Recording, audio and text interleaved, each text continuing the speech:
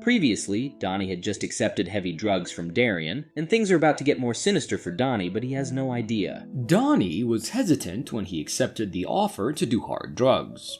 He wasn't sure, but he felt he needed to do this to get in the good graces of Darian. And after taking them, they laid on the couch with Donnie feeling the effects of the drugs and listening to Darian talk to him about the great things that they would be doing together. But soon it got too much for Donnie and he had to throw up in a cat's bowl. As he rubbed his back, Darian started getting a little too suggestive with Donnie.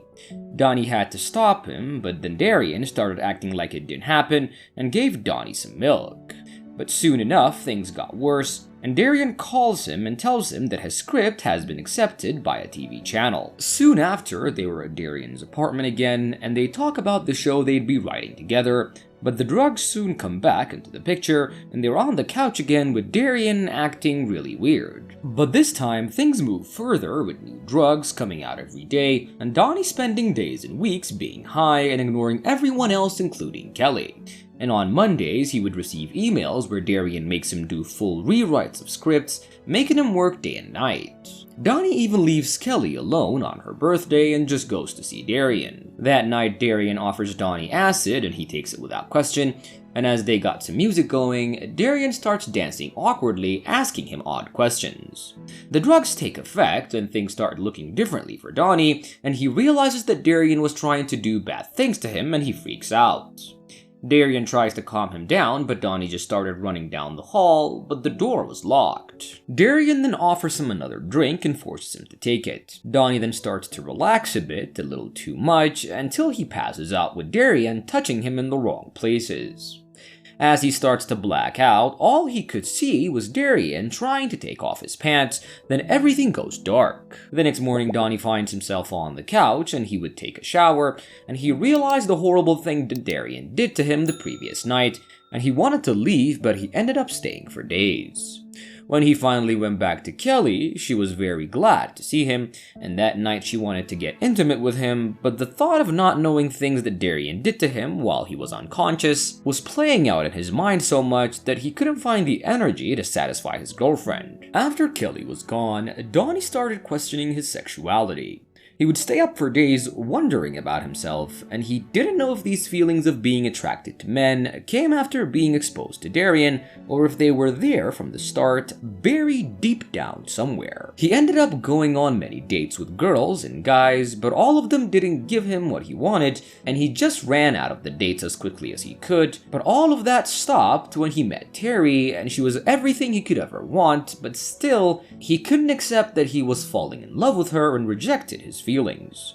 Martha also offered something he's always wanted, to be seen as the best version of himself. And when he walked into the police station, he couldn't help but think about why he was reporting her and not Darian. She couldn't help herself, but Darian knew what he was doing. The officer then asked him to bring proper evidence, and until he could, they couldn't really do anything to Martha. Martha was dragged out following her assault on Terry. She persistently tormented Donnie, labeling him a hunchback wherever he went. Martha even assaulted Kelly, splashing soda on her face. Liz, her mother, requested Donnie to relocate, and Donnie then moved to Kilburn, sharing a house with two acquaintances from his drama school. He was very fond of the house, but the downside was the nightly parties. Donnie held Martha responsible for the situation, and he began to spend more time at Terry's apartment. The incident with Martha brought them closer, and they eventually became a couple. However, despite his efforts, he couldn't be intimate with her, and after several unsuccessful attempts, he noticed a change in her, and she would stay in bed for days. Eventually, she confessed that she was upset because she felt like his body was reflecting all the terrible things Martha had said to her that night. She questioned his efforts to rectify the situation, and she was aware that he hadn't reported Martha's assault to the police due to his shame. Donnie reassured her that she didn't appear masculine, but Terry felt that he always treated her as such. Donnie presented the emails to the police officer, but the officer didn't consider them as substantial threats to press charges against Martha. Donnie persuaded him to enter the name into the system, and the officer complied and escorted Donnie to his superior.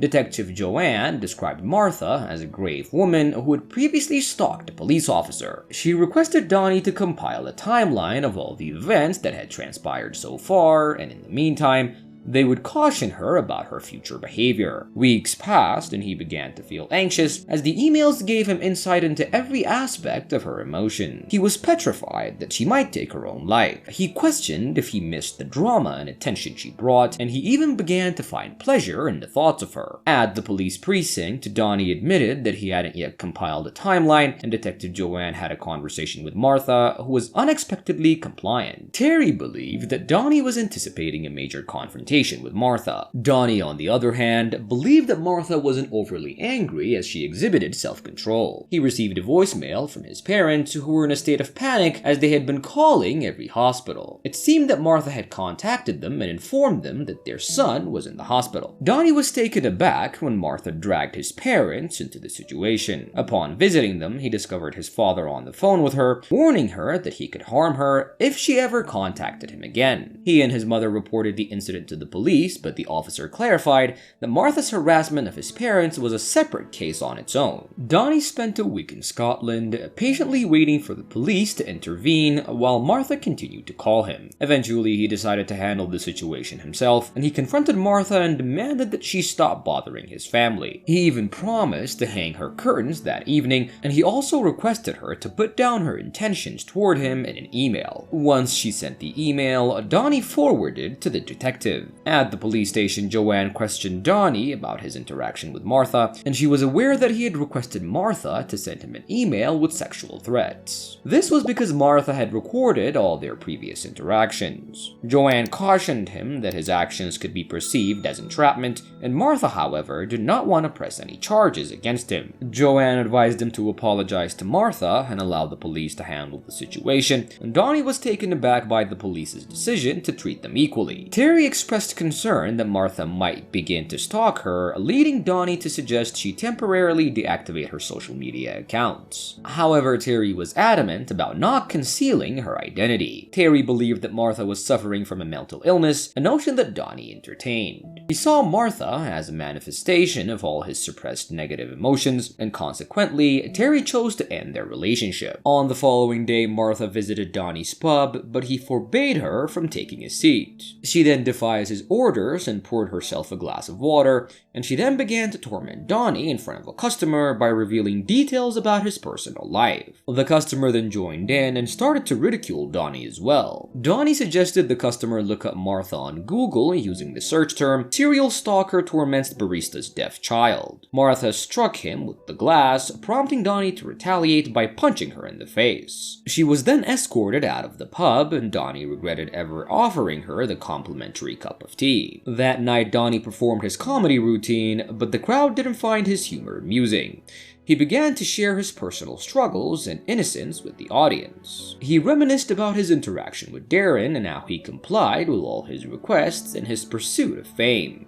He revealed to them that he had been sexually assaulted and that he lost his self-esteem as a result, and the audience was taken aback by his disclosure. He also shared how he allowed Martha into his life due to his lack of self-confidence, and he noticed her crying and offered her a comforting cup of tea, and he was aware that she was becoming emotionally attached to him and that she posed a threat, but he indulged her to fulfill his desire for attention as she complimented him as well.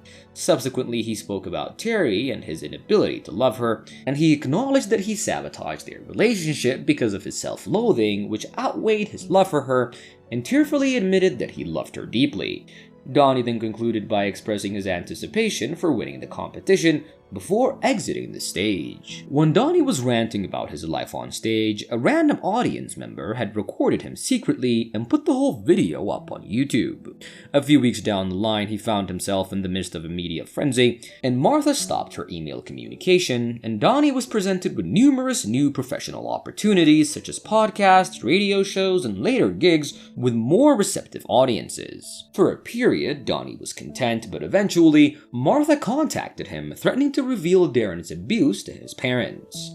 Donnie disconnected from her for several days and managed to reach his parents before she could. During his visit, he admitted that he no longer identified as heterosexual and he was possibly bi, but he was still uncertain. With tears in his eyes, he expressed his need for their support on his journey, and he confessed that he had been sexually assaulted, but he kept it a secret due to his embarrassment and fear of their judgment. His parents wept as they embraced each other, and that night, Donnie slept peacefully and woke up feeling unburdened. He spent a few days in Scotland, disconnecting from the world and relishing the tranquility. A few days later, he took the train back and discovered numerous voicemail messages from Martha, and he visited the police station where an officer unofficially suggested that he could retain his number and wait for Martha to utter something that could be used to fast-track the case.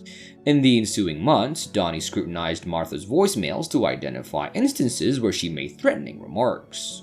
He began to download and classify them, and his obsession grew as he neglected almost everything, including work, class, performances, and interviews. Donnie confessed that he delayed reporting her due to a mix of sympathy and intrigue, as he wished to maintain her presence in his life. However, when she threatened to harm his family, he finally reported her. Martha was apprehended the following day and faced 3 charges of stalking and harassment.